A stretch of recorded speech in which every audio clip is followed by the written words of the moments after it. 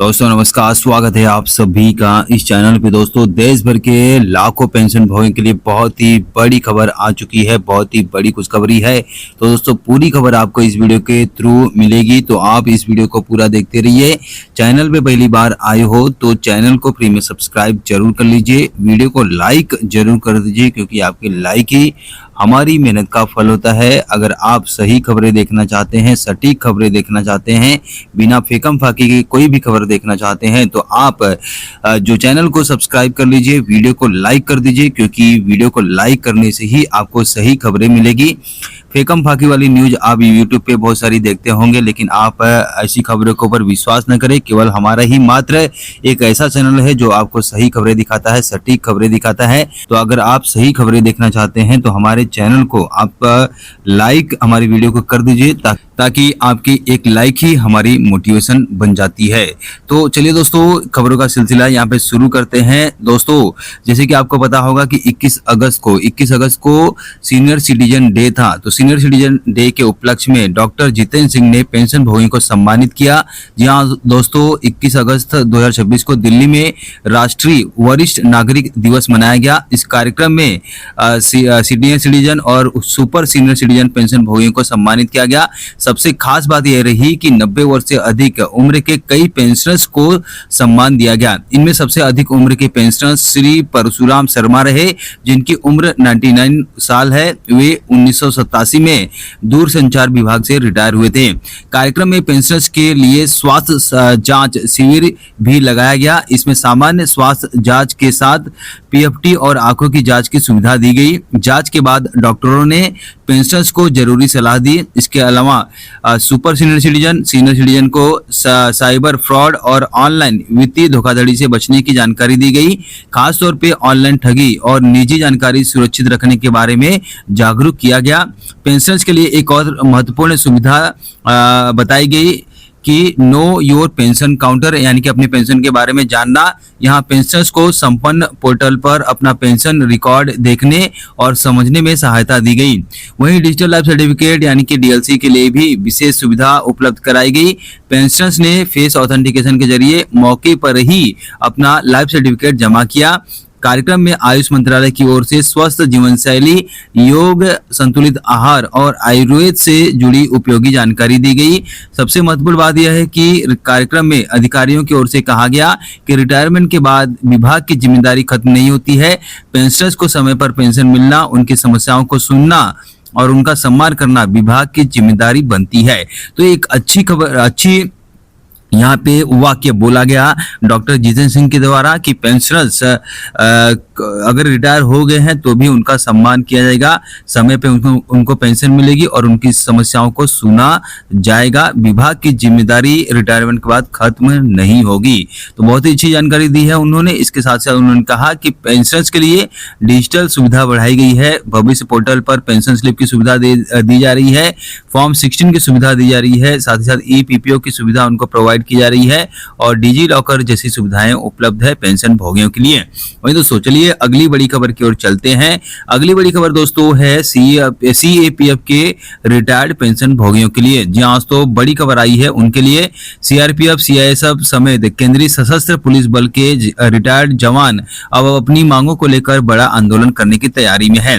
All India x paramilitary forces welfare association के banner तले 7 नवंबर 2026 को दिल्ली के जंतर मंतर पर भूख हड़ताल करने की घोषणा की गई है।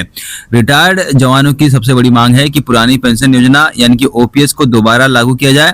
इसके अलावा वे केंद्रीय सशस्त्र पुलिस बल अधिनियम 2026 को वापस लेने की मांग कर रहे हैं। यानी कुल मिलाकर रिटायर्ड जवान पुरानी पेंशन की बहाली, नए सीएपीएफ कानून को वापस लेने और सीएपीएफ कैडर अधिकारियों की हितों की रक्षा जैसी मांगों को लेकर आंदोलन करने जा रहे हैं। अब देखना होगा कि सरकार इन मांगों पर क्या कदम उठाती है और 7 नवंबर से प्रस्तावित इस आंदोलन को लेकर आगे क्या फैसला होने वाला है। दोस्तों अगली बड़ी खबर आई है 8वें वेतन आयोग को लेकर। 8वें वेतन आयोग को लेकर बैठकें जल्द होने वाली है। 31 अगस्त और 1 सितंबर को जो है आयोग जयपुर में बैठक करने वाला है, जहां दोस्तों 8वां वेतन आयोग कर्मचारियों और पेंशनर्स और अन्य हितधारकों से सुझाव ले रहा है। उसी कड़ी में 31 अगस्त से लेकर 1 सितंबर तक जयपुर में बैठक होने वाली है। वहीं पे दोस्तों डॉक्टर मंजीत सिंह पटेल ने बताया है कि 8वें वेतन आयोग में 67% की वृद्धि हो सकती है अगर फैमिली यूनिट 3 की जगह 5 स्वीकार की जाती है। तो दोस्तों क्या फैमिली यूनिट 3 की जगह 5 होगी? अगर 3 की जगह 5 होगी तो फिटमेंट फैक्टर भी अच्छा मिल जाएगा। फिटमेंट फैक्टर को लेकर उन्होंने बताया कि फिटमेंट फैक्टर 2.66 यह मिल सकता है, यह सरकार है दे सकती है। अगर सरकार इसको भी देती है तो भी 67% की वृद्धि कर्मचारियों और पेंशनभोगियों की सैलरी और पेंशन में हो सकती है, ऐसा दावा किया गया है डॉक्टर मंजीत सिंह पटेल के द्वारा। वहीं दोस्तों अगली बड़ी खबर आ चुकी है, कर्मचारियों की लगभग सभी मांगे हो चुकी है पूरी। ये दावा किया गया है श्री गोपाल मिश्रा जी के द्वारा, जहां सो केंद्रीय कर्मचारियों की राष्ट्रीय परिषद के सचिव और All India Railway Men's Federation के महासचिव श्री गोपाल मिश्रा ने कहा है कि केंद्र सरकार ने एकीकृत पेंशन योजना में कर्मचारियों की लगभग सभी मांगे पूरी कर दी है। उन्होंने कहा कि 1 जनवरी 2004 के बाद सेवा में आए साथियों को गारंटीड पेंशन मिलेगी। अब जो भी कर्मचारी रिटायर होगा उसे 12 महीने के वेतन के आधार पर 50% वेतन और महंगाई भत्ता से राहत मिलेगा। अगर किसी पेंशनर्स की मृत्यु हो जाती है तो उनके परिवार को 60% पेंशन मिलेगा। उन्होंने कहा कि यह बहुत बड़ी उपलब्धि है। कांग्रेस के यूपीएस पर सवाल उठाए जाने पर उन्होंने कहा कि कांग्रेस ने ही इस नीति को मजबूत बनाया है। सरकारी कर्मचारियों के मामले में राजनीति नहीं होनी चाहिए। अगर वे हमारे इतने ही शुभचिंतक थे तो उन्होंने इसे रोका क्यों नहीं? दोनों सरकारों की आर्थिक नीतियों ने इसे बढ़ाने का काम किया है। 20 साल से चल रहे आंदोलन का समाधान निकला। जहां तो यहाँ पे श्री गोपाल मिश्रा ने कहा है कि नेशनल काउंसिल के साथियों के साथ प्रधानमंत्री नरेंद्र मोदी से मुलाकात हुई। बहुत अच्छा लगा कि पहली बार किसी प्रधानमंत्री ने फोन किया और 20 साल से चल रहे आंदोलन का कोई समाधान निकाला गया। वहीं पे दोस्तों श्री गोपाल मिश्रा जी का ये भी कहना है कि ओपीएस के समान ही है यूपीएस, कुछ संगठन कर रहे हैं गलत प्रचार। जहां तो यहाँ पे उन्होंने माना है कि यूपीएस जो है यूनाइटेड पेंशन स्कीम जो है, यूनिफाइड पेंशन स्कीम जो है वो यूपीएस ओपीएस के समान ही है, तो उसका गलत प्रचार किया जा रहा है, ऐसा दावा किया गया है श्री गोपाल मिश्रा जी के द्वारा। लेकिन दोस्तों आपको बता दें कि यूपीएस ओपीएस के समान बिल्कुल भी नहीं है। जी दोस्तों बिल्कुल भी नहीं है, क्योंकि यूपीएस अगर आप चुनते हैं तो आपका जो जमा पैसा है वो सरकार ले लेगी। आपको 50% पेंशन तो देगी लेकिन वो पैसा ले लेगी। तो इसका समान कैसे हुआ? ओपीएस के समान है ही नहीं यूपीएस। और वहीं दोस्तों अगली बड़ी खबर आ चुकी है अगस्त महीने की सैलरी और पेंशन को लेकर। जहां दोस्तों अगस्त महीने की सैलरी और पेंशन कल आने वाली है खाते में। जहां दोस्तों कल खाते में जमा हो जाएगी। केंद्रीय कर्मचारी और पेंशन भोगियों के जो केरल के केंद्रीय कर्मचारी और पेंशन भोगी हैं, केरल में निवास करते हैं, तो ओणम को देखते हुए कल उनके खाते में जमा की जाएगी। वहीं पे बाकी अन्य कर्मचारियों और पेंशन भोगियों की सैलरी और पेंशन 25 तारीख तक उनके खाते में जमा की जाएगी। वहीं पे डिफेंस पेंशन भोगियों की पेंशन जो है वो जमा की जाएगी 30 तारीख को उनके खाते में जमा की जाएगी। वहीं दोस्तों अगला डीए कितना होगा उसको लेकर यहाँ पे बताया गया है कि अगला डीए 3% बढ़ेगा। 60% से बढ़कर डीए 63% हो जाएगा और इसका अनाउंसमेंट जो है अक्टूबर महीने में किया जाएगा।